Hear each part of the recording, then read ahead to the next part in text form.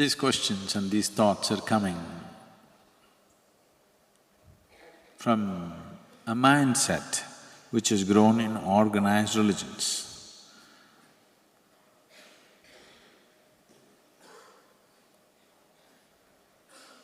We are not talking about Shiva versus somebody else. Because that you refer to as Shiva includes all these things that you're talking about. Just one little dimension, this or that, they found out and they started talking about it and they became popular. I'm not trying to belittle them, they're all wonderful human beings who've done great service to humanity. But I'm saying, in terms of perception, there hasn't been another being like him. And perception is all that I value, and that's all you should value. Rest can be made up. Rest is just frills. So you're talking about Zen. What greater master of Zen than Shiva himself? That somebody comes, his own son, he doesn't get the point. You heard of Guiti, the Zen master? Guiti always did this. He'll be talking. People look at it, okay, why is he showing the finger to me? The thing is, he's always trying to say everything is one. This is the teaching. Rest of what I say is not important, this is the teaching. So there was a little boy, because in these Buddhist monasteries, Zen monasteries, little boys become monks, 4, 5-year-olds. So the little boy who's growing up in the monastery, he saw Guiti and, the boy takes to him. So this boy is going about. If anybody says anything, so Guiti watched this. He waited for him to become 16. One day he called the boy and he did this. The boy instinctively, because he's been doing it all over the place, he also did this. He took out a knife and chopped off his finger. And they say he attained. He suddenly saw the point, that it's not about one, it's about nothing. Shiva went further, long time ago. He came back from somewhere, he always carried a trishul. So trishul is a trident.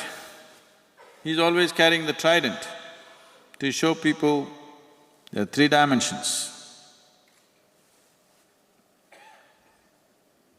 Yourself, your way of being, what you know and what you do not know. And what you do not know rules, not what you know. So one day he came back after a long break. He's not seen this boy, his son. Now he's 10, 11 years of age.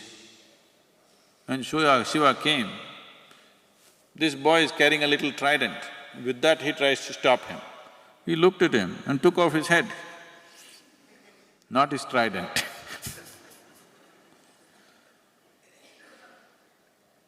Then whatever drama happened, and then he put another head, a Ghana's head on top of him, and he became such a brilliant boy.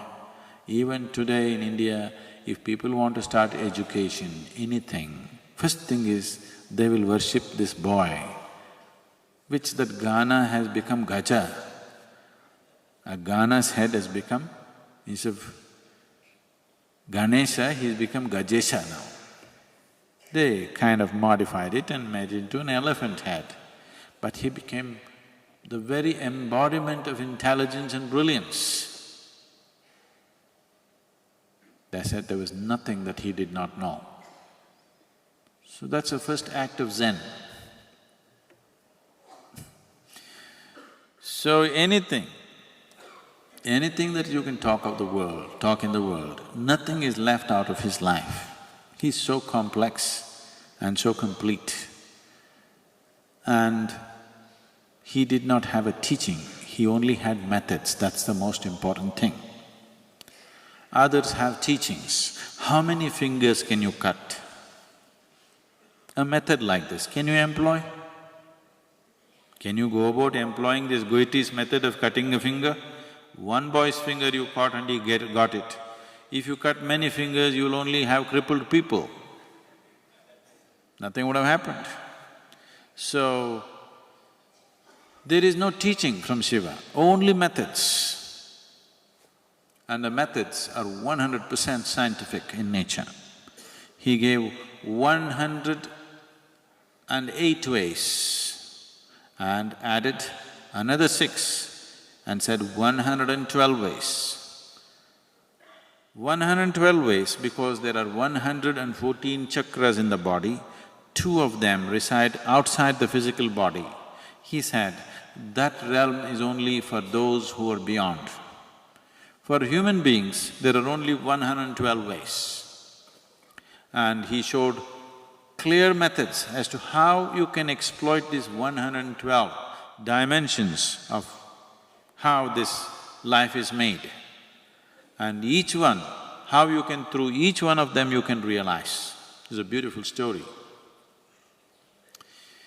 When he was expounding the mechanics of life with the 7 sages, he had one witness.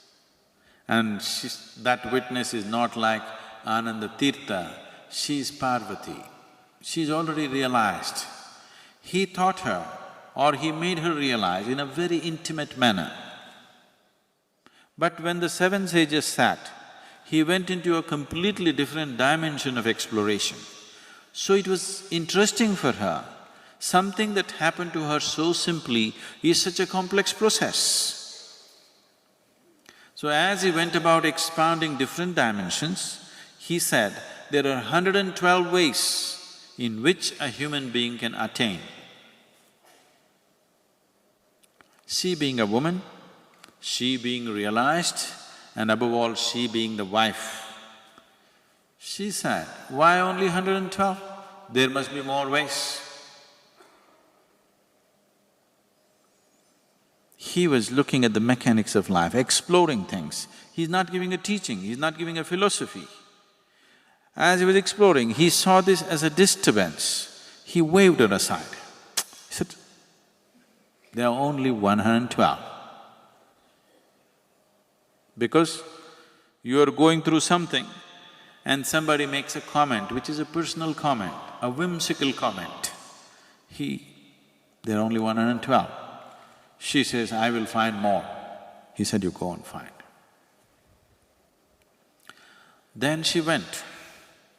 She's already realized, she's trying to explore different ways to find it. After, they say, many years of sadhana, she came back.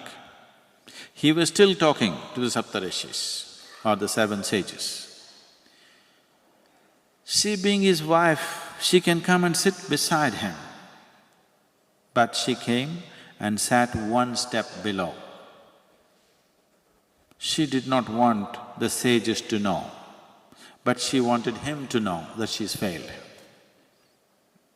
She just came and sat one step below to indicate that whatever challenge she threw, she's failed. So she did not want the others to know, but she wanted him to know. So there are 112 different ways. What Shiva is talking is mechanics of life, no philosophy, no teaching, no social relevance, simply science. Social relevance we add just to make it… rounding it off, otherwise it's too scientific. From this science, individual masters make technology out of it. He did not give technology, he just gave the science of it. The technologies that you are enjoying today, either in the form of a smartphone or a computer or some other gadget that you're using, there is a science behind it. That science is not relevant to you. You are only using the technology. But if somebody had not grasped the science, you would not have the technology.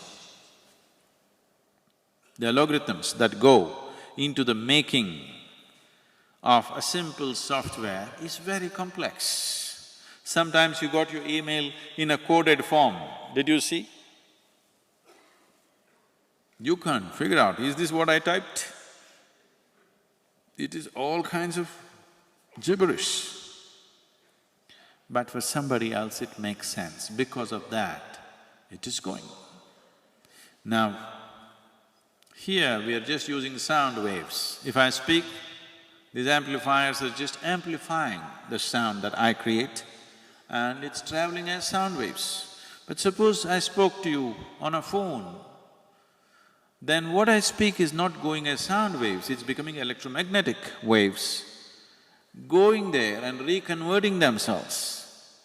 So when it's traveling from here, you speak on a cell phone, it's traveling from here to Bangalore, it is not going as sound waves, it's become something else. If you hear that, if you can, or if you feel that, it would be something totally different. But some other instrument once again converts it into sound waves the way you can understand.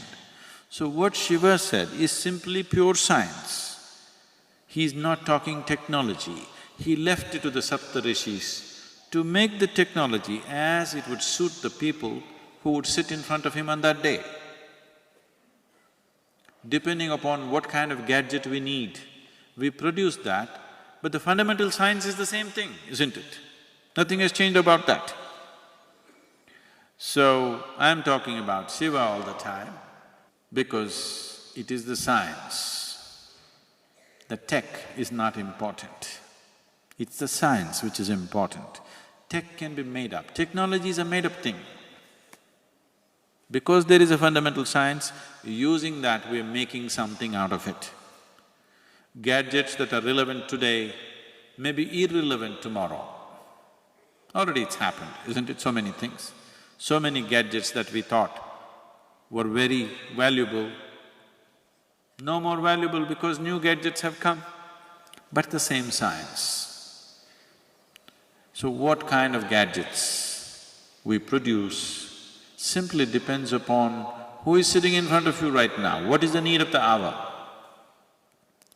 So in this context, there is a very, very, very big difference between what you refer to as the Adi Yogi and all the other names that you're mentioning.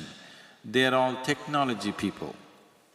They grasped one aspect of it and they made a certain technology for people who are sitting in front of them at that moment.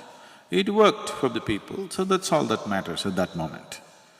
But we are looking at Adi Yogi as the fundamental science. It's important. At a time like this, when humanity is in the kind of state that it is for various reasons, it's important, the essential science of it is strengthened.